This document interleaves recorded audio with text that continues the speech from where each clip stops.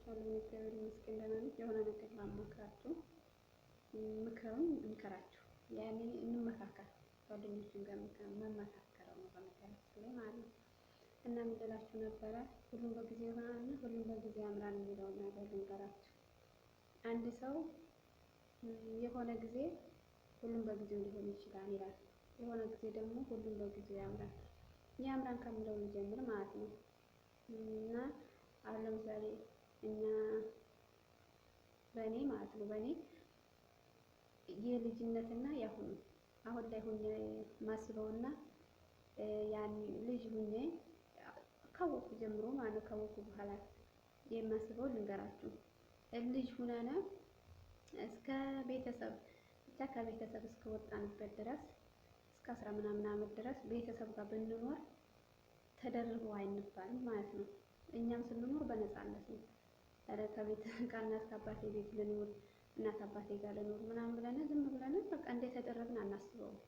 ምክንያቱም ልጆች ስለሆነ ማለት ነው። ያኔ ጊዜ ቤተሰብ ጋር ካኖርና ምንም ነገር መስሎ አይታየንም። አሁን ላይ ግን ከ10ዎቹ በላይ ከ20 ቤት ገብቶ አንድ ሰው ቤተሰብ ካኖረ ቤተሰብ ጋር በቃ ምንድነው የሚያስበው? የኔ ጓደኞች ወልደው የኔ ጓደኞች እንዲህ ብለው የኔ ጓደኞች እኮ እንደዚህ ብለው ነው የሚለው። ለምሳሌ ያስገድደዋል ማለት ነው። ቤተሰብ ጋር የመኖር ፍላጎቱ እንደተደረበ ነው የሚያስበው። ስለዚህ አንድ ሰው ያንን ካሰበ ሁሉም ነገር በጊዜው ከሆነ ምንድነው ማድረግ ያለብን ሁላችንም ማለት ነው። ማግባት ከሆነ ማግባት፣ መስራት ከሆነ መስራት፣ ከቤተሰብ ወጥቶ ለብቻ መኖር ከሆነ መኖር ማለት ነው። ሁሉም ነገር በዛን ጊዜ በጣም ደስ ይላል ስላችሁ በቃ ከላይ ከታች ብለን የምንሰራበት ነው። ብንሰራ የማይደክምበት ሰዓት ነው። በቃ ሁሉም ነገር ብናገኝም ብናጣም የምንቆጣጠርበት፣ መናደድ የሚባል የሌለበት በቃ ብዙ ነገሮቻችንን እንትን የምንልበት ሰዓት ነው።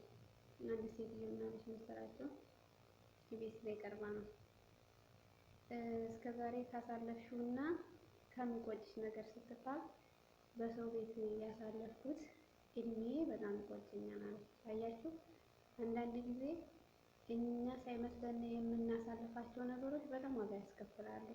ለምሳሌ በአስራ ቤቱ ሆነና ቤተሰብ አለመታዘዝ፣ በቃ ውበት ካለን በውበታችን እየተመካነ ወንዶች ከሆነ አንዱን እያሉ እድሜ ማሳለፍ፣ ሴቶችን እያጃጃሉ በቃ በውበታቸው እየተመኩ እያገቡ እየፈቱ ብዙ ነገር እየሆኑ ማለት ነው። ሴቶች ደግሞ አረብ ሀገር መተነ ከአረብ ሀገር ላይ በቶራ አለመመለስ፣ ብዙ ነገሮችን ማለት ነገ ዛሬ ማለት ብዙ ነገሮችን ማለት ነው።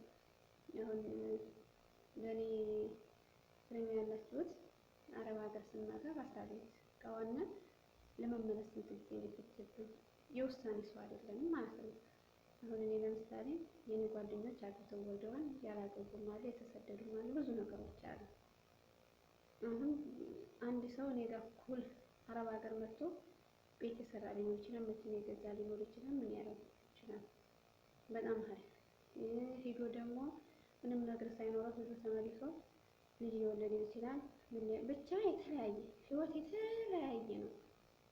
አሁን እኔ አንዲት ጓደኛዬ እኔ ጋር እኩል መጣ ተሰዳ አረብ ሀገር ተመልሳ አግብታ ወልዳለች እንበል። በዛች ላይ መቅናት የለብኝም። ምክንያቱም እኔ ውሳኔ ሰው አይደለሁም። እኔ አረብ ሀገር መጥቼ ዝም ብዬ ነገ ዛሬ እያልኩኝ የሆነ ሰዓት አጠፋሁ፣ የሆነ እድሜ አጠፋሁ፣ የሆነ ብቻ ብዙ ነገር አጠፋሁ።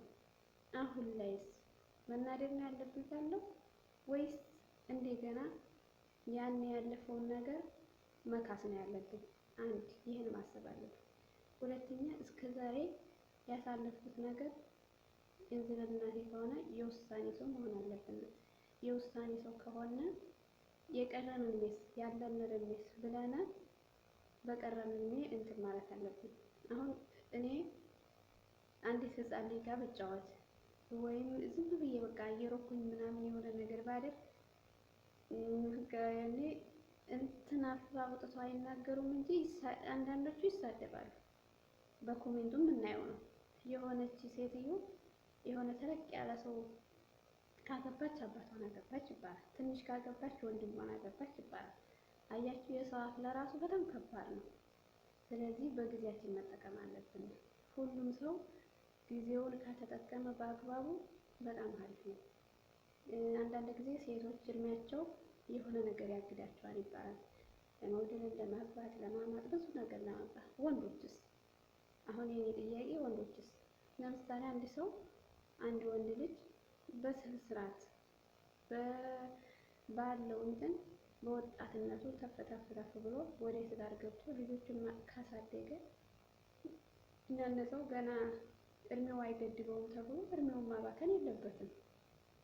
ሴቶችም አሁን ያለንን ነገር በአግባቡ ተጠቅመን ወደ ትዳር ገብተን ያለንን ነገር መወሰን አለብን። አንዳንድ ጊዜ ካለፈ በኋላ እንላለን እግዚአብሔር አልፈቀደውም ብለን እናስባለን። የኛ ውሳኔ ያስፈልጋል። አሁን እኔ ፍቅረኛ ላይ ያስካልኩኝ ፍቅረኛዬን እስከምን ድረስ ታግዬ ነው እግዚአብሔር አልፈቀደ የሚለው? ሀገር ቤት ልገባ አስቤ እስከምን ድረስ ታግዬ ነው ሀገር ቤት ላለመግባት ያሰብኩት?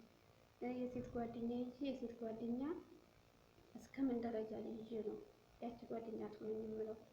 ስለዚህ ለሁሉም ነገር ትዳርም ለመያዝ የሴት ጓደኛ ለመያዝ የወንድ ጓደኛ ለመያዝ ስራ ለመስራት በቃ ለሁሉም ነገር እግዚአብሔር የሚጨመርበት እኛ ስንወስን ነው። ያኔ እግዚአብሔር አምላክ ወፎቹን የመምራት የለውም። ወፎቹን አይዞርም አላለም ይባላል። አይዘሩም ነው እንጂ አይዞርም አይደለም። የኛ ድርሻ አለ፣ የሰዎችም ድርሻ አለ እና ባለፈን ነገር መቆጨት የለብንም። የኔ ጓደኛ እንደዚህ አድርጋለች ካልነ ያቺ የኔ ጓደኛ ያደረገችው ምን አስባ ነው? ምን ሰርታ ነው? ምን አድርጋ ነው? ምን ብላ ነው ብለን ያችን የምትጠቅመን ከሆነ መጠየቅ አለብን እና የውሳኔ ሰው መሆን አለብን ብዬ አስባለሁ። ሁሉም በጊዜው ያምራል። አሁን እኔ ለምሳሌ በፊት እኮ ወፍራም ነበር ቢሉኝ አንድ ሰው ተመልሼ ፎቶዬን ነው የማየው። የዛን ሰዓት አላስተዋልኩትም ማለት ነው።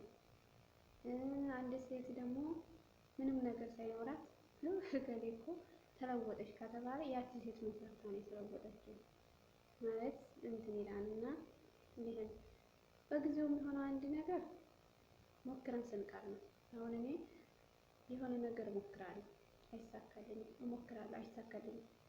የኔን ድርሻ ተወጥቻለሁ ብዬ አስባለሁ። በነገራችን ላይ በመልካም መንገድ የሚሄድ በክፉ ነገርም ብቻ ሰው እንዲያስበ ያስበዋል።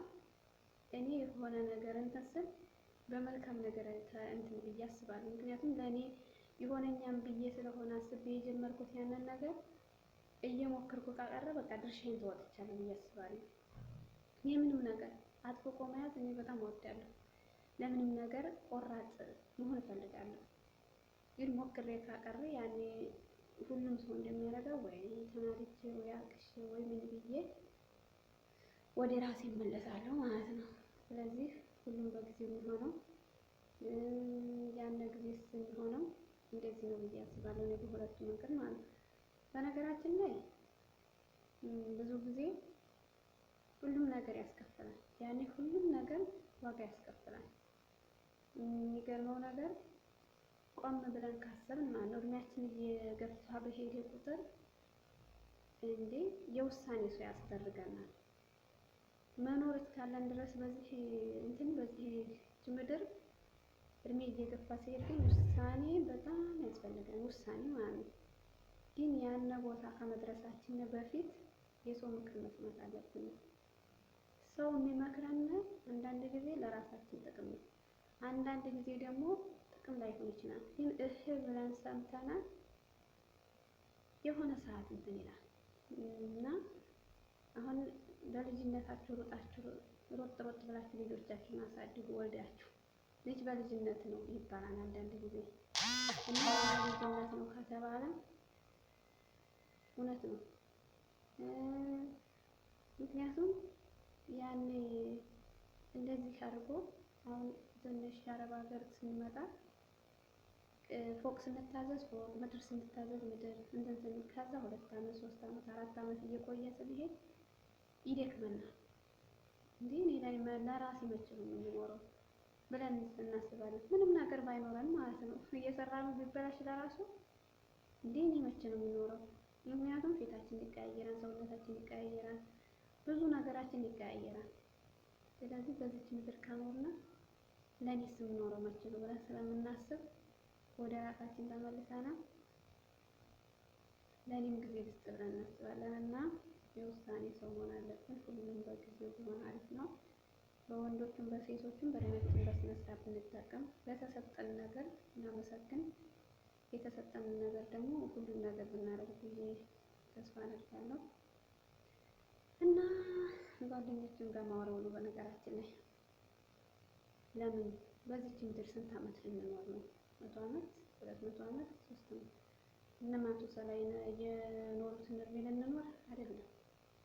ስለዚህ አሁን ያለፈው ቀርቶ አሁን ያለሁበትን እድሜ ከተጠቀምኳት ቀሪውን የምኖርበትን አላውቅም። ግን ውሳኔ መወሰን አለብን። እኔ 40 ሀገር መጥቼ ይሄን አክል ዓመት ሰርቻለሁ፣ አልተሳካም አይደለም። በቃ ካልተሳካ ቆርጦ ወደ ሌላ ነገር መሄድ። ይሄን አክል እንትን አለኝ ይሄን በቃ እና የውሳኔ ሰው መሆን። ከዚህ የውሳኔ ሰው በቃ አይደለ ውሳኔ ያስፈልግም። በነገር በህይወት በጣም ውሳኔ የውሳኔ ሰው መሆን አለብን እና ሁሉም በጊዜው የሚሆነው የሚያምረውም ስንጠቀምበት ነው።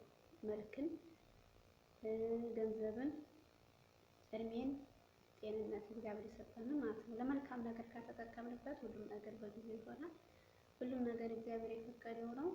እኛ ሞክረን ስንሳካ እግዚአብሔር ባለው ሰዓት ያሳካልን እንላለን እና የኔ መስላል የኔ ምክር ሰብስክራይብ አድርጉ። አብሮ